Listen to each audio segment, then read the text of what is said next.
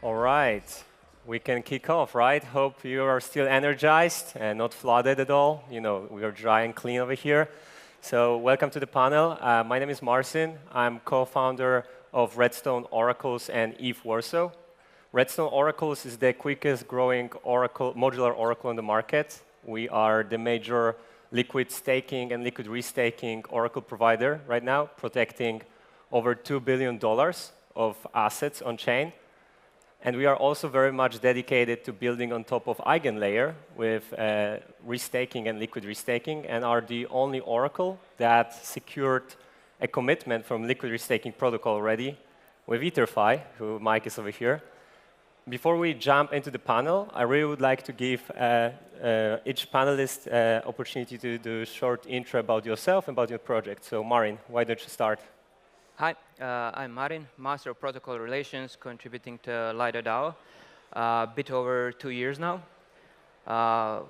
So good opportunity to distinguish Lido DAO and Lido software. So the DAO is an organization, a community by enthusiasts, by node operators, by contributors, developers, and the builders, all having a common goal to decentralize Ethereum and provide very easy and accessible means of staking to users. Essentially, what software does, it's connecting end users and node operators. So functioning as a middleware on Ethereum blockchain.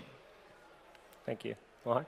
Hi all, I'm Mohak. I'm the founder of ClayStack. ClayStack is a modular DBT-based liquid restaking protocol. We have been building for the last 2 years in liquid staking space. And recently enabled our restaking module. Yeah. Hey everyone, my name is Brian. So I've been working sort of around proof of stake for a long time. I was COO of Tendermint in 2017 and then started Course One in 2018. So we are, one of the main staking providers. So we run infrastructure for around, close to 60 different networks. Work with a lot of VCs, custodians, individuals, and have around, I think, 3.5 billion or something like that that's staked with us. Nice. OG. Mike? Hi, everyone. I'm Mike Siligadze. I'm founder and CEO of EtherFi. EtherFi is a liquid restaking protocol. And long-term, our goal is to make DeFi easy for everybody. Sweet. So let's jump into the questions, right? So Marin, let's start with you. Lido is by far the largest player on liquid staking map, providing staked ETH and wrap staked ETH, billions of dollars over there. So with big organization, it's harder to keep up with the innovation. So right now in 2024, liquid restaking is on the race. When do you believe Lido is going to enter liquid restaking, and what is needed for it to happen? Actually, a good question. So I would kick it off with a segment. It's not hard, it's slower. Why? Because when you're a smaller protocol, you have opportunity to risk. Everyone expects you to risk because you're trying to acquire more market. You're trying to push out new ideas. You're trying to be different. But when you grow, essentially you have responsibility to stakers. You can't do rash decisions with $30 billion of management of assets being under management of the automated software, right? So it's really, really delicate situation where you need to observe first. Restaking is super cool, super interesting, but it's not battle tested. It essentially launched less than a month ago. So we have the first AVS there. So there are so many unclarities that need to be tick-boxed before established protocols can move in, let's say, all in. But to kind of twist your question a bit, or the answer to it, I wouldn't say Lido is not part of the restaking. When you think about it, there are 17 liquid restaking protocols. 9 of them actually take STETH as deposits, and 3 unstake it. But when you take in consideration that 3 of them are not even live yet, it means more than 1/3 of live liquid restaking protocols are engaged with STETH as an underlying asset. So I'd say confidently that Lido is already a big part of the restaking. Sweet, and we'll be doubling down, so can't wait to see that. Now, Mike, EtherFi is as of today, the biggest liquid restaking protocol by TVL. You attracted over 1 million of ETH, a lot of ETH. And it's the only leading liquid restaking protocol with a token launched yet, as far as I know, at least. So what is going to be your focus in the coming months and quarters, and what kind of trends you foresee right now on liquid restaking, as EigenLayer launched mainnet recently? That's a big question. I'll talk about a couple of things. So first of all, I think that the category of liquid staking versus restaking is really one category. I don't actually think these are going to be two separate things. I think relatively soon, probably within a year or two, there's just going to be one overall category of staking, and restaking is just going to be table stakes for all of them. There's lots of reasons for that, in particular with the proposal that's going around to change the rewards curve on Ethereum. It's actually not hard to imagine a world where native sort of vanilla staking yield is negative, and all of the yields, all of the rewards are actually coming from restaking, in which case it will make no sense to do vanilla staking. Restaking will be the only thing that actually makes sense. So that's the first thing that I see happening, is I think restaking is just going to become the norm.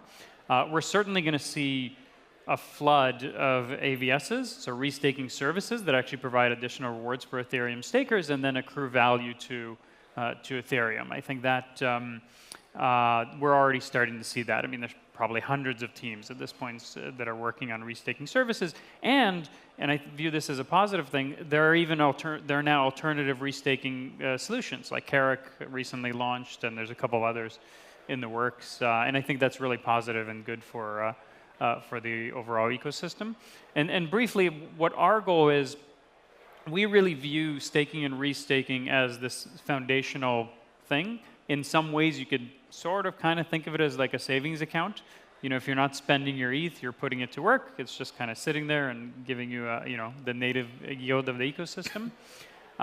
So we view that as a basis on top of which we plan to build a suite of applications that make DeFi easy for users. And I can, talk more about that later on. Excellent. To give the audience a bit of a sense of what we are talking about, as of today, liquid staking is sitting at $45 billion, and liquid restaking at $9 billion. So these are pretty big stakes. And if ETH pumps goes up, naturally all the derivatives also appreciate in value.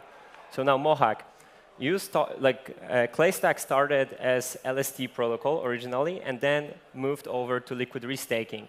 Can you talk a little bit about this switch, how it went, and then also about the innovation, modular DVT, that you're building?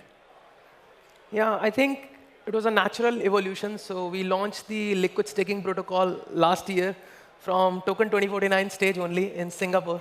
So good timing. So what we have is, what we want to do eventually is, we want to make the core protocol immutable and remain all the modules upgradable. Like for example, the reason Lido got so much stake, I mean, multiple reasons. But one of them was people felt like this protocol has been battle tested so many times. There have been no upgrades after that. And I think that's the reason Lido will take so much time to go to restaking. So what we want to do is, EigenLayer will have many, many upgrades in the coming days. DVT will have many, many upgrades in coming days, SSV, OBOL. So what we want to do is, we want to create the core protocol immutable and make these modules upgradable so that we can have very fast upgrades and support. So right now, we have 4 modules. One is DVT, second is restaking, third is MEV, and fourth is layer 2. And the evolution was, as I said, it was very natural, and Mike also mentioned. So eventually, I think most of the liquid staking will just move towards restaking. Excellent. So actually, it's pretty aligned with the future that Mike is kind of anticipating, that liquid staking slowly but steadily might go towards restaking. But we'll see how it's going to play out. So Brian, you're an old hand in operating nodes. Everyone knows that with Chorus one of the biggest brands in the space. You're also a truly crypto OG. Can you tell us a little bit how much it differs to operate nodes for liquid staking protocols and liquid restaking protocols, and what challenges do you foresee with liquid restaking truly kicking in? So more diverse, because on liquid staking, everything is the same, kind of like, more and less. But with liquid restaking offers more diversity in terms of applications. Yeah. So, I mean, liquid staking, it's pretty simple, right? So we were part of Lido, for example, from the start, one of the initial operators. And it's just, people put ETH into Lido, and then it gets staked, and you just run ETH nodes, right? So and it's basically the same for all the, liquid staking protocols, maybe with some differences.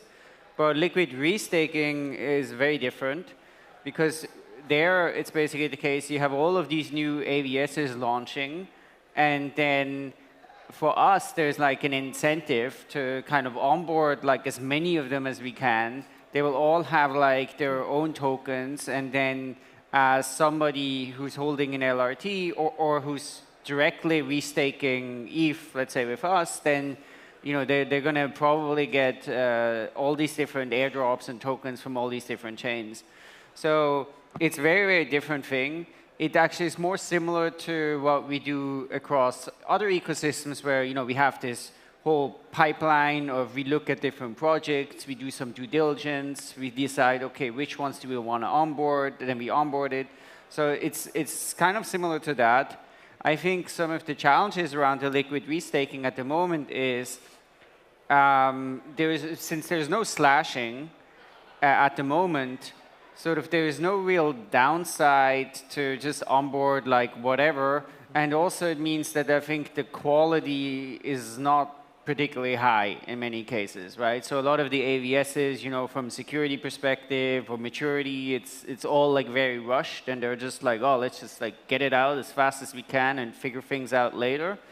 So I think that is definitely a challenge to deal with. So we kind of have to balance between, okay, we want to be, fast, and we want to support a lot of things, and because, the people like staking with us, whether that's going to be individuals or LRTs, so that they get the best rewards, while at the same time not compromising, certain quality and certain standards. So, for example, we're not onboarding things that are like closed source, but like many others are, right? So they're basically asking operators to run software they have like no idea what's running.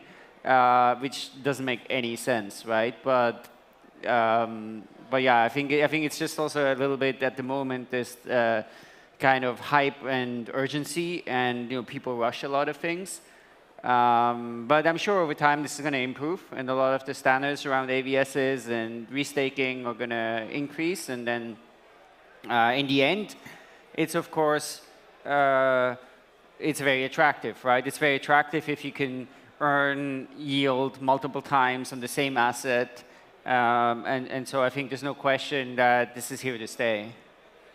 Excellent. So as I hear it well, liquid staking became kind of like a norm when it comes to operating nodes. Not many surprises. But with liquid restaking, we still have to learn how they are going to behave with various AVSs.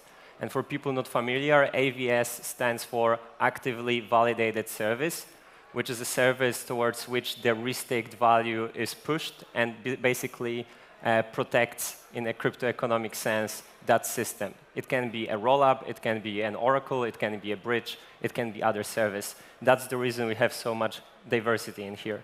So let's... Can I actually step in a little bit? I wanted to add a bit about node operations as it relates to restaking. One of the big challenges I see with restaking and operating nodes is at the current kind of moment in time, it pretty much completely boxes out solo stakers.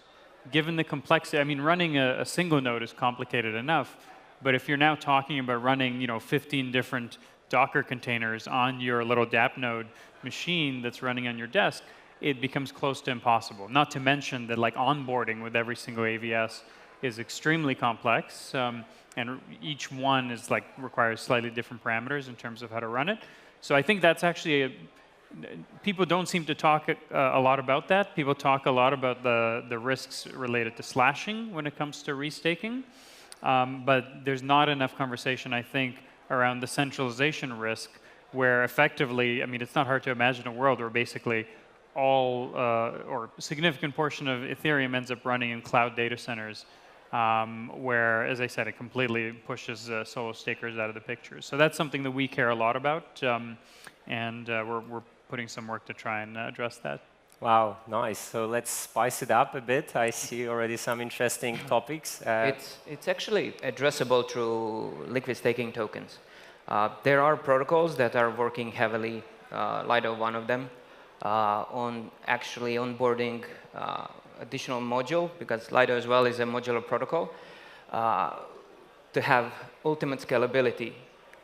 Thousands and thousands of node operators essentially within a module. So when you look at a use case for restaking, you can lend out specific module to the AVSs, right? It can be an operator. So that way you can still maintain the decentralization and not push huge amounts of ETH to known setups of node operators. Like when we start thinking about it, what keeps me up at night actually is the node operation level. And I'm not speaking about Alluvial and their 3 node operators, right? At the end of the day, I'm speaking about the big established protocols that have good sets, but it's limited number of entities that are actually doing the node operations. So we tend to use the same, right? EtherFi, Lido. So you can kind of continue with multiple other liquid staking providers, all utilizing same node operators. So we are kind of a bit stuck there, and we need to figure this, how to push mass decentralizations in terms of node operations. And this renting of modules with community node operators, that might be one very cool use case. Nice. So actually going forward, coming to the topic about liquid staking becoming restaking. Marin, you as a representative of the biggest staking protocol, liquid staking protocol, do you believe that eventually all liquid staking is going to happen to be liquid restaking? I don't have a crystal ball, honestly, but it's a thing to be resolved by the market itself. Might be, might not. Why? Because essentially the game will be won by the asset that's a better collateral. And those will be decided on the lending market. But then when you start thinking scaling of collaterals on the lending markets, you need to understand the risk-reward position here. With liquid staking, we now fully know the risks, right? With liquid restaking, we don't, especially because you inherit all the either native or liquid stake tokens that are under LRTs, right, bundled. You inherit the slashing risks, then you add new ones. Then you add additional conditions which are not automated, they're not on-chain. And problem currently probably will be fixed down the road. It's slashed by a multi-sig. So we have huge trust issues that we need to resolve to be able to scale. And when that's resolved, then it becomes very, very lucrative and scalable in terms of adding a bunch of AVSs, which then will provide good APRs for the restakers. Currently, there was a research conducted by Stakehouse. If all L2s put their sequencer fee profits into the restaking, let's imagine a scenario, they all become AVSs, they all put sequencer fee profits, APR would be 1.5% with the current amount of ETH stake, which is around, am I wrong, around 4,000 now, being restaked. Right? With EtherFi, it's 1.4 million, sorry, and with Eigenlayer total, it's 4 million. Yeah, yes, sorry. So TLDR, a lot of things need to fit in place, and I don't think one will replace the other. To wrap it up, basically, I believe liquid staking tokens and protocols will become primitive that will be utilized into restaking. Sweet. So like an evolution rather than like leapfrogging. Yeah. And then one really interesting feature that people don't talk about is that in restaking, you can actually use other assets than only ETH or staked ETH. Mohak, Brian, do you have any opinion on whether it's a good idea to utilize USDT, Bitcoin, I don't know, maybe some RWA-backed stable coins like Ondo and so for restaking? Do you believe it's a good path forward?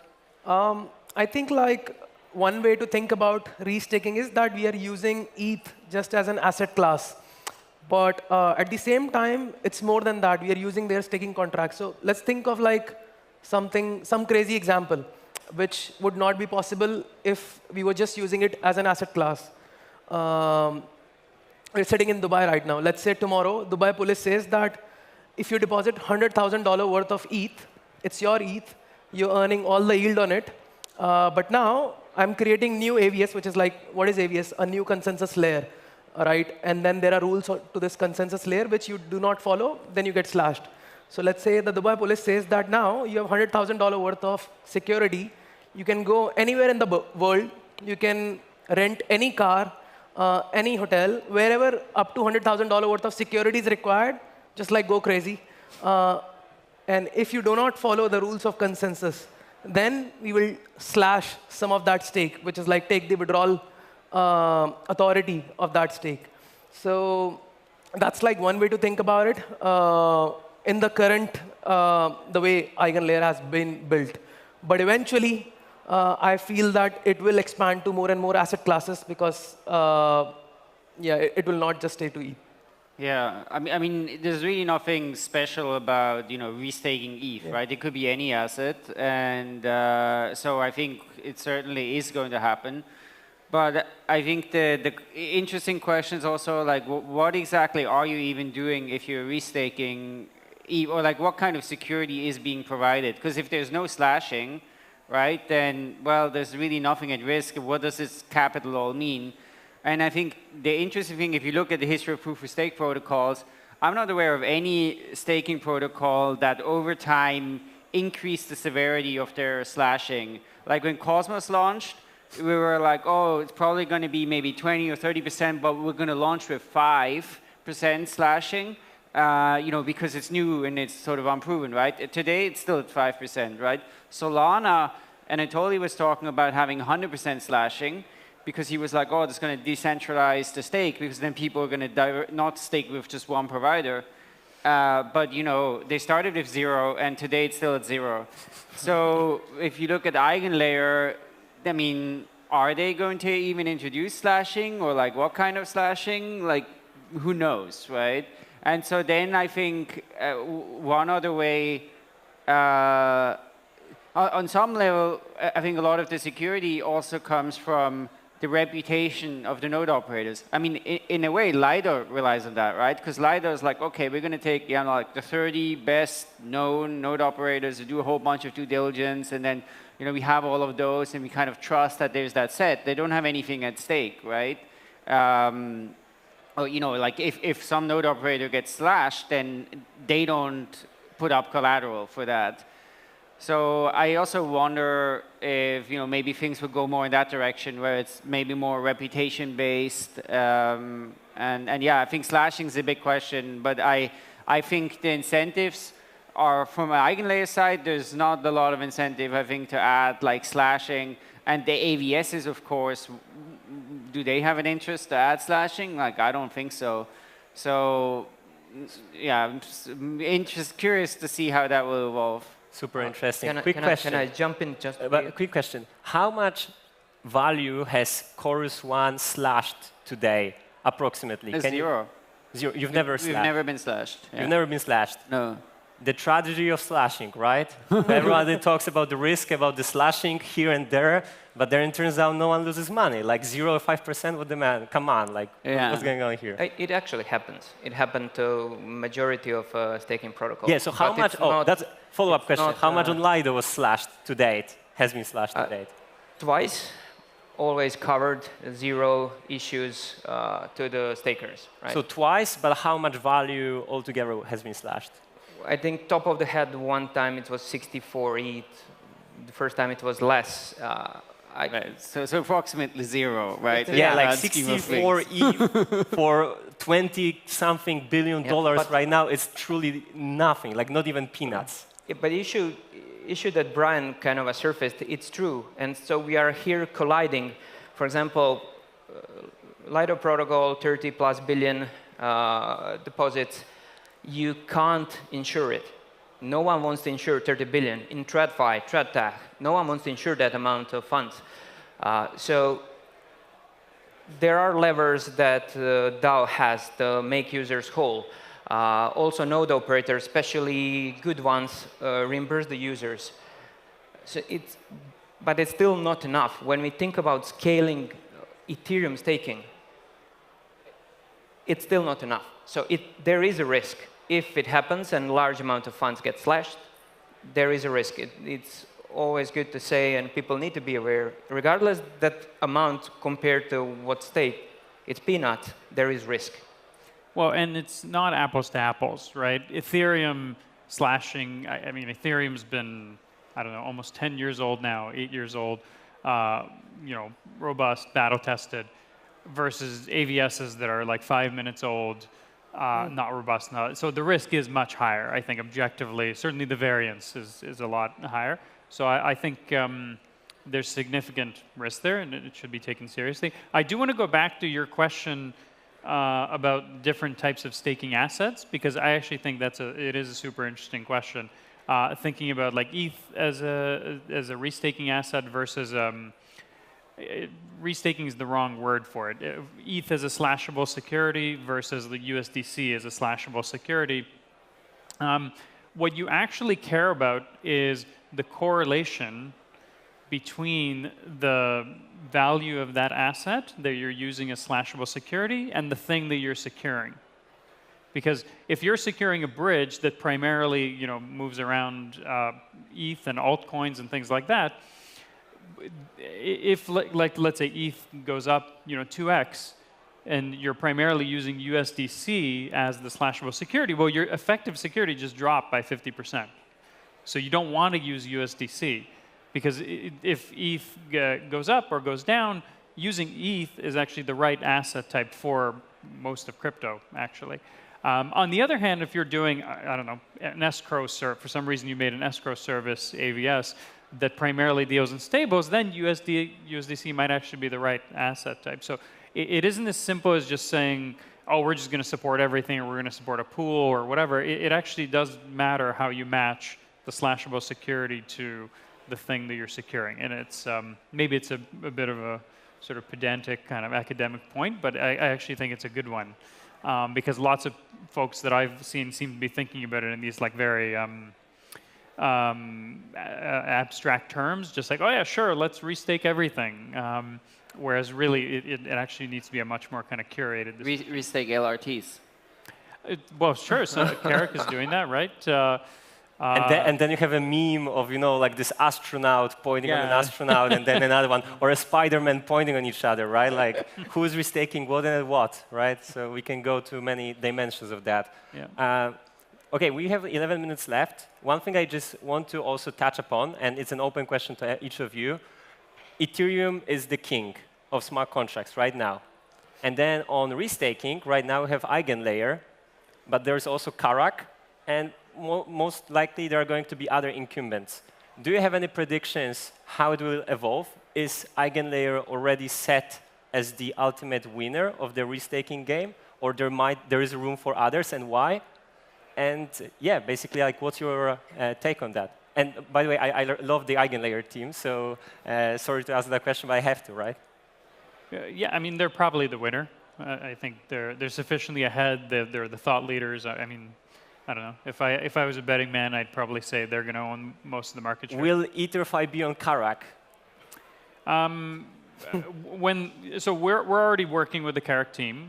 I mean, loosely speaking, if they launch a really great product, then for sure, yeah. I mean, we're not trying to sort of pick winners in the space. If there are multiple restaking solutions, we certainly would see ourselves as sort of routing across and load balancing across multiple ones. Yeah, I mean, I wouldn't be so sure that, I think it's very early, right? And in the end, I think restaking is sort of this, you know, category. But there's a lot of things to be figured out, including, you know, the economic incentives, stashing, a lot of things. And I think we're going to see a lot of competition. And, you know, what we're also seeing, right, is protocols grow very fast. by using points and a token to incentivize people to adopt it. Of course, that's how EigenLayer got like so much assets in there, but someone else will be able to use the same strategy, and then I think this capital is very mobile and will move very quickly. So, and then I think it's like an interesting question of like, okay, how would you do some maybe restaking protocol that works, across chains, different asset classes, which I don't know if EigenLayer is going to be that one. So I think it's very early, and I think we're going to see a lot of competition, a lot of alternatives, and who knows? It's definitely a very deep question. Like when you start thinking, scratching on it, it's very expensive to natively restake. So on the other hand, if you have LSTs, you can simply wrap it, and it's much less effort and faster to market. Plus, when you think now currently with EigenLayer, there will be 4 providers. One is in Stealth, you have Kerak, you have Nectar. The Stealth one will be decentralized version of EigenLayer. So there will be market dynamics that will be pushed left and right. We don't know, right? But current grind, current push towards restaking is driven by points, right? Because it's a good way to not dilute tokens by airdrops, but you give points, which you can later convert to just about anything. They do set expectations, though, so there's that. However, it's a really, really good mechanics, and plus when it became stackable, like you earn EigenLayer points, then EtherFi points on top, it's a no-brainer. Like, why would you say no to that? But until the points craze and this bull market mentality is ongoing, we will not have a clear picture how it will result, and how will new liquid restaking not liquid restaking, but how new restaking protocols affect this, because they will do their own points. They will have their own AVSs, and no one will say no to revenue. Trust me, at no point, right? If it's secure enough, always that risk-reward. If it meets the balance, no one will say no. So it will be very, very interesting market evolution. I mean, the main thing I heard is you should definitely stake on EtherFi because you earn all these points. That was the main takeaway for me. maybe like the loyalty points. Yeah, I would say that even though it is early, but at the same time, the value that has been logged on EigenLayer, it's quite substantial to find that escape velocity. Like initially, obviously, we discussed a lot of risk for restaking. For me, I thought like last year that in order for restaking to work, the escape velocity is 10 billion. And to be honest, last year, that was a pipe dream. And then it actually happened. So I feel like in terms of the competitors to restaking or EigenLayer, they have to look at other assets. And for example, now it's happening on Bitcoin, BounceBit, Babylon. So if for other competitors, they have to attract a lot of value from other asset classes to be able to kind of compete. On ETH, I think they are definitely far ahead. Nice. All right, so we have 5 minutes left. It's 18th April 2024 today. We're going to meet again in a year on another historical thunderstorm and havoc in Dubai and flooding, because it happens every year, right? Whenever token is happening. What is going to be the biggest achievement of yourself as a person or a project by that time, in a year when we meet again?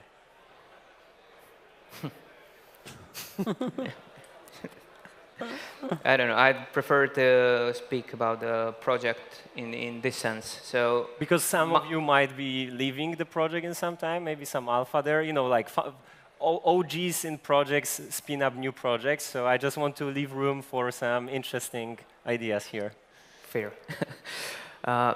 So community staking module, mentally you can imagine it's something similar to Rocket Pool itself, just without the governance token being involved into running nodes. So that will be one large milestone to scale number of node operators. Also, dual governance, which will align the stakers and governance token holders because they don't necessarily need to be the same. Other things, sadly, I can't speak yet, but soon, I guess. Something to anticipate from the DAO Oh, interesting. All right. For us, we have been working very hard to enable our VFP module, which is validator funding providers. So the goal is that when you, or the challenge that most protocols face when they onboard home stakers is, if you ask for more bond, like let's say 4 ETH bond, probably for crypto bros, that's nothing. But for a home staker, that's a lot of money. So it always hits scalability issues. And if you rely just on professional validators, then it becomes like more and more centralized. So we have this one module where we're going to build a reputation-based model where VFPs can deposit ETH in this pool who are underwriting the bond for different validators. Let's say there is a validator who has been running nodes on testnet for more than a year and has never been slashed, running it very diligently. So creating like combination of clusters of professional DVT clusters of professional validators and home stakers. So the goal in a year would be to have more than 66% of the validators as home stakers. Okay, so I'm going to say a few things. So for us, one big thing is just scaling the number of networks we support. At the moment, there's a lot of things launching. We have like so many protocols approach us like, hey, can you support this? Can you support that? Protocols are like solid and looks good and stuff like that. And meme coins. Huh? Meme coins. No, meme coins not so much, right? Because we mainly run like staking infrastructure, right? And they're mostly like just token on top of chains. But today I think we support around like 55 different protocols. So I think in a year we want to scale this to maybe to something like 100. So that's one. Another thing is we work a lot with different custodians, institutional partners, and so that's also a big focus for us is to like extend that work and sort of help bring staking more to also integrated into the mainstream financial system and the different types of institutions. So there's a lot of work we do around that. And I would say the third one might be around restaking. So we've also been putting a lot of work into eigenlayer, we're looking at different AVSs, and I think it's just a very new space that's emerging a lot. And so we want to be at the forefront of that and like kind of help shape how that sort of unfolds in a responsible way that will also give the confidence to a large number of sort of crypto holders and including more institutional holders to say, okay, I'm confident to to start restaking and participating in that as well. Trust. Okay. So I kind of started off this panel by talking about how our ultimate goal is to make DeFi easy for normal people. And so I'll just talk about that. We started off, and most people know us as a liquid restaking protocol, and that's mainly what we do today. But our medium to long-term goal is to launch a suite of integrated products that make it easy for millions, maybe even billions of users to get onboarded onto crypto. Concretely, what that looks like is starting with our staking product, continuing with our liquid product, which is now the largest DeFi strategy vault in crypto, and then continuing with our cash product. So those three products allow you to save, invest, and spend your money in crypto so that you never have to off-ramp, so that you can fully live in crypto without having to off-ramp to TradFi. Excellent. Yeah, so we are almost at time. Maybe I'm going to finish also with Redstone. We are super dedicated in implementing restaking in our infrastructure. In a year, you're going to see Redstone AVS validating all our data that goes through the pipeline. We're already working on that. We did first commits, and within a year, we are going to have a fully fledged product. So thanks a lot for this panel. I think it was super interesting with many good analogies. And let me also take the selfie at the end so that we can spread the thing around. All right. Thanks a lot, guys, and thank you for listening.